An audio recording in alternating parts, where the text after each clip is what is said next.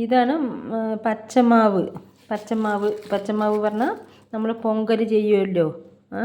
അപ്പോൾ അതിന് മാവിളക്ക് എടുക്കുക പറയില്ലേ, അതിനുള്ള പച്ചമാവാണ് ഇത്. പച്ചമാവ് വിളക്ക് ഉച്ചക്ക് എടുത്തു. ഞങ്ങളുടെ വീട്ടിൽ ഭദ്രകാളിയമ്മ ഭദ്രകാളിയമ്മയാണ് ദൈവം കൃഷിയിൽ. അവിടെ നിന്ന് പൊങ്കൽ കഴിഞ്ഞിട്ട് പിന്നെ എന്താണ് പച്ചമാവാണ്. പൊങ്കലൊക്കെ കഴിഞ്ഞു, പിന്നെ പച്ചമാവാണത്.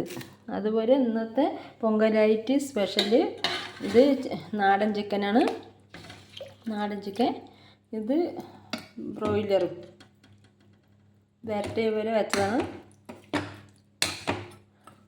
പക്ഷേ ചിക്കൻ കൂട്ടിയിട്ട് ആദ്യമൊക്കെ അവിടെ ആട്ടിനെയൊക്കെ എന്താണ് നമ്മൾ പിന്നെ ആട്ടിനെയൊക്കെ അവിടെ ആർക്കും അങ്ങനെയൊക്കെ ഇത് കോഴിയിൽ അങ്ങനെയൊക്കെ ആയിരുന്നു.